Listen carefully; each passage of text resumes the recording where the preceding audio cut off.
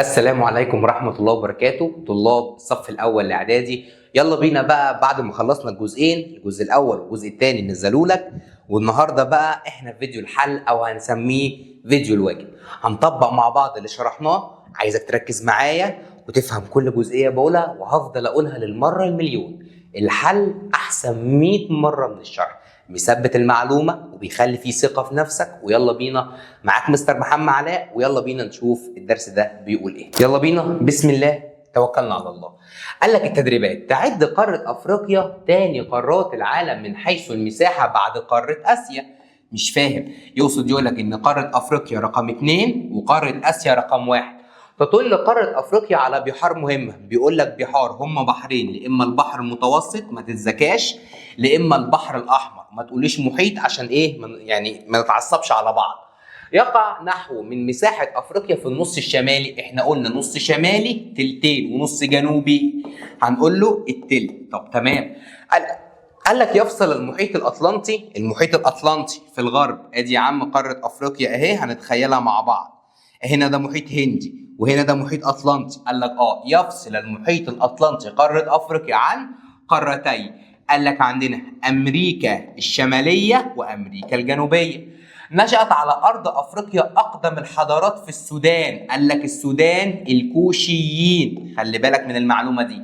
امتدت الممالك الاسلاميه في قاره افريقيا حتى وصلت لهضبه الحبشه اللي هي ايه؟ البحيرات الاستوائيه. امتد تاثير المصري الحضاري في افريقيا لاعلى منابع نهر ايه؟ النيل، اللي هو يقصد بيها الخديوي واسماعيل. تمام، تعال نكمل مع بعض. قال لك يفصل قارة أفريقيا عن قارة أوروبا. قارة أوروبا في الشمال، أفريقيا في الجنوب، البحر المتوسط. تقترب قارة أفريقيا من قارة أوروبا. قارة أفريقيا تقترب من قارة أوروبا، هنقول له مضيق جبل طارق، مش مضيق باب المندب. وما قلتلكش خالص مضيق هرمز، وأنا ما قلتلكش مضيق برنج عشان بس الغباء. قال لك تمثل قارة أفريقيا نحو من إجمالي مساحة العالم. بصراحة هي خمس مساحة العالم.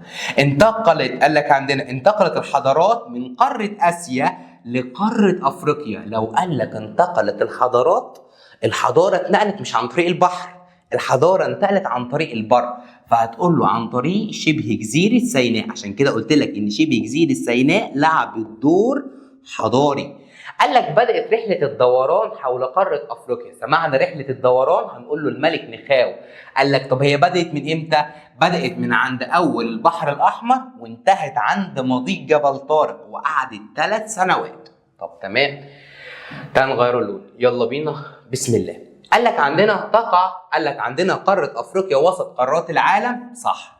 وصل المصريين القدماء للسودان والقرن الأفريقي، صح، عن طريق الملك نخاو والملك حرخوف.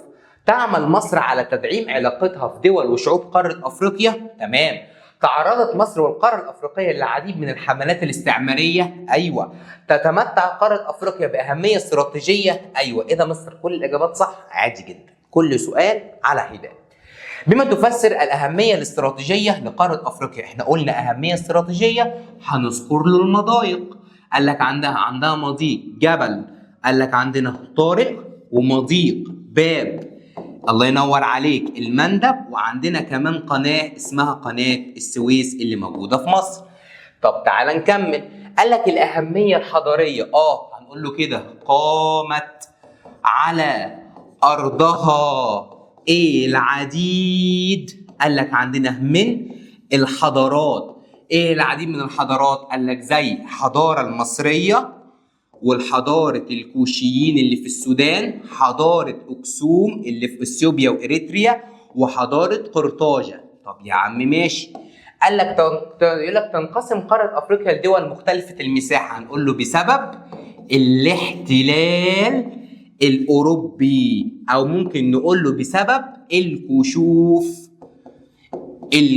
الجغرافية الأوروبية. ركز معايا. قال لك تحكم قارة أفريقيا في طرق التجارة العالمية، بما تفسر عشان هي، أو الله ينور عليك، بتطل على المحيط سواء الأطلنطي أو المحيط الهندي، وطبعا البحار زي البحر المتوسط والبحر الأحمر. تنوع النبات ليه؟ قال لك عندنا ليه النبات متنوع؟ قال لك هنقول له كده بسبب تنوع المناخ. تمام؟ قال لك بسبب تنوع الايه؟ المناخ. طب تمام، ما النتائج المترتبه على الموقع الجغرافي لقاره افريقيا؟ الموقع الجغرافي لقاره افريقيا هنقول له ادى الى بسم الله الرحمن الرحيم. قال لك عندنا ادى ذلك لاهميه اقتصاديه، واهميه قال لك الله ينور عليك حضاريه، واهميه استراتيجيه. ارسل محمد علي باشا رحلات لاكتشاف النيل، اكتشفنا الله ينور عليك منابع النيل الاستوائيه، بجانب هو رسم خريطه لجنوب السودان.